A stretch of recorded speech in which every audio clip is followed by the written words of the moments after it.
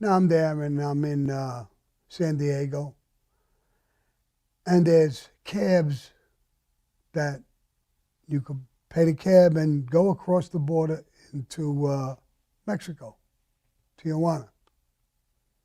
And I heard stories about Tijuana and stuff, and so I said, fuck it, let me go into Tijuana. They'll never find me there.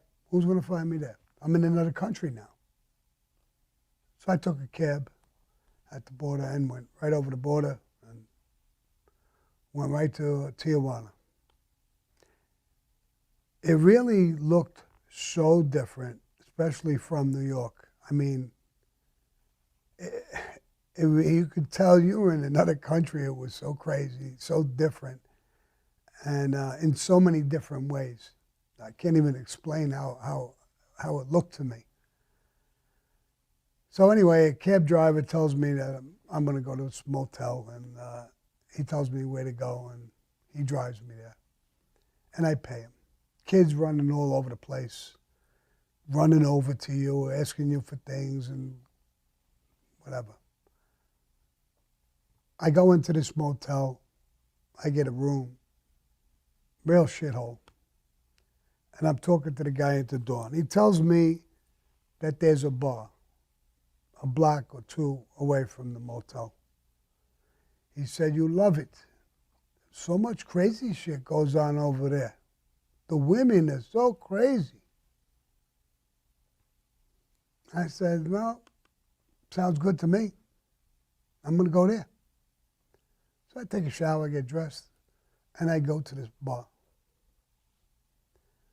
I walk in the bar, it's jam-packed. There's women dancing on the bar. It looked really like a crazy joint. I thought I'd have a lot of fun there. I walked over to the bar. Almost immediately, there was two Mexican women who grabbed me on both sides. One grabbed one arm, one grabbed the other arm. But they took a good, tight hold of me.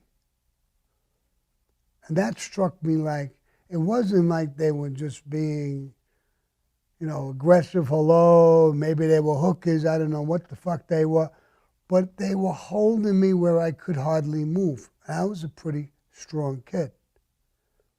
I knew something was up. I tried to get them off me a little bit, nice and gentle. They weren't budging. Now I feel somebody is pulling the wallet out of my back pocket. It's a guy. I know what's going on now. They're holding me, and this guy's going to pickpocket me. Now I'm not as gentle, and I got them off my arms pretty quick. And I turned to him before he leaves. He's got my wallet. And I'm telling him to give me the wallet. No comprende. He don't know what I'm talking about. He don't understand English. He says he don't, but what do I know? And then I point to my pocket. My money's in my pocket. I don't keep my money in my wallet. Give me my fucking wallet. He's not going to give it to me. I blast him a fucking good shot. Knock his ass right the fuck down. The door flies open and everybody's screaming and pointing at me. These cops, and they looked like soldiers. They had uniforms with a belt going across, with like a rifle hanging on their chest. They had pistols too. And they come over and they're going to arrest me. And I'm telling them, listen, I'm not going to press charges. It wasn't me. He was taking my wallet. No talking. I'm arrested. In fucking Tijuana, Mexico, on the fucking lam. I want to kick myself in the ass for throwing this punch. So they take me to a jail. It wasn't a prison. It was a jail. It was a little bullshit thing like you see in an old cowboy picture with stones and bars and a real shit old thing. I thought it looked like a joke, but it wasn't a joke. I go in there, they put me in a cell. They give me a bucket with some powder, go to the bathroom in a bucket, you throw the powder in the bucket, and they're feeding me food, and I'm talking to them, telling them, do I go to court? No comprende. They don't know what I'm talking about. They don't understand English. They speak a little broken English, or they don't want to talk. Can I see U.S. ambassador, somebody, consulate or somebody, there, and they're hysterical laughing, like this is a fucking big joke. I'm in another country, I'm on the lam, I'm a kid, and I'm worried about this. It's not a joke to me. They took my money, they took my keys, my wallet. I guess they maybe have got it back from him. Maybe they never got it back, I don't know. But can I make a phone call? Phone call? And they touch their face and they're busting out laughing. No, not funny. Phone call. I feel like hitting them through the bars, but I can't, and I won't. And this goes on for a couple of weeks. In that time frame, they feed me in there and put a tray in, a lot of rice and beans and stuff that Mexican people eat. Not bad, but I ate that. And one day he tells me, Americans, they go in the mountains. No see them no more. I know what the fuck that means. So I'm starting to watch my words because I'm starting to get a little rough with my vocabulary a little bit. Sometimes I make fun of them. And so I'm watching. After I think it's about anywhere between 2, maybe 3 weeks, there's a big, tall guy comes in. He's much tall. Mexicans ain't that big. This guy was tall, good-looking guy, well-built, beautiful uniform. He didn't have the rifle. He had a pistol, and he comes in. He spoke perfect English. So now I'm excited, bro. And I'm talking to him. Oh, am I going to go to court? No. Could I speak to somebody in America? I mean, people, a phone call or something? No. I ask him another question. He tells me, shut the fuck up. You're coming with us. Don't ask no questions and shut the fuck up. All right. There's not too many options after being told like that. He takes me out of the cell. And the other guy's, bye-bye. Bye-bye. Where the fuck am I going? Bye-bye.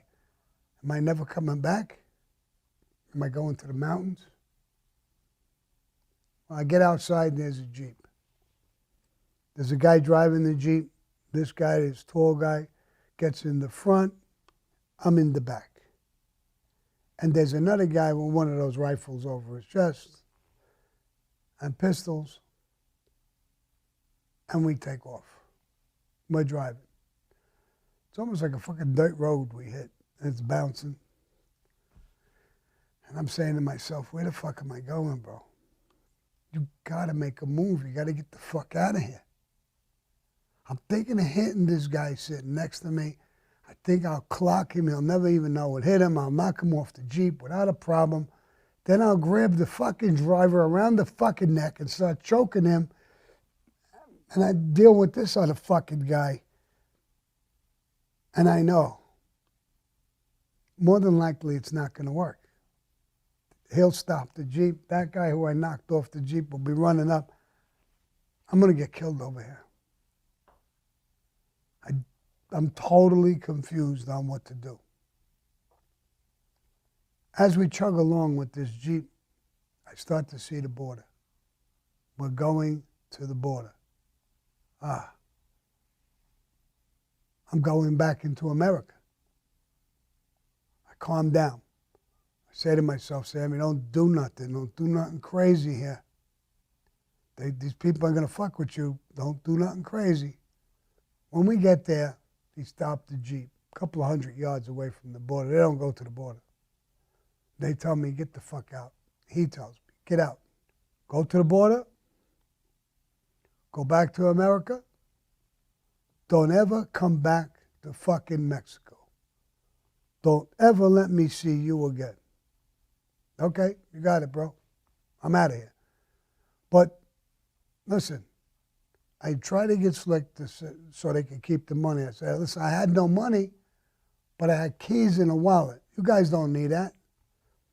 He gets fucking mad. I could see it in his fucking face. He's fuming with me. I said, all right, I didn't have nothing. I didn't have keys. I didn't have a wallet. I didn't have money. Could I leave?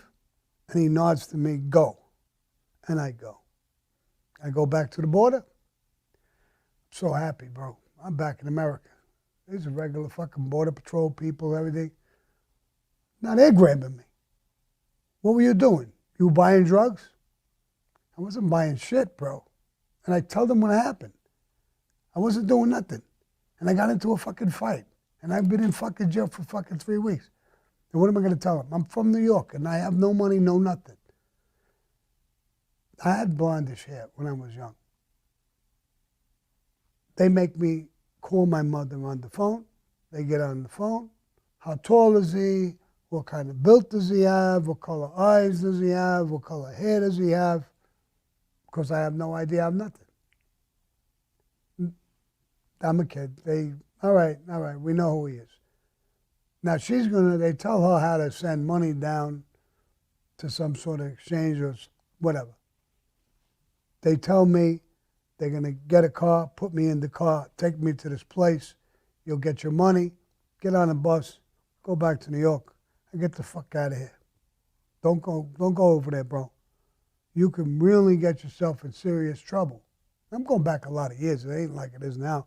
I don't even think it's good now. But years ago, I mean, it was crazy back then. So anyway, that's what I did. I got on a bus. I went back. There was the rampers, and they were all coming over to me, Jerry Papa. Where the fuck were you, bro? I told you to get in touch with me. I was in fucking jail for the whole time. I got in the motel. I went out the first night I went in jail. I couldn't make a call. I couldn't do anything. They hear the story. They're laughing. They're laughing. They thought it was the funniest thing in the world. Laughing.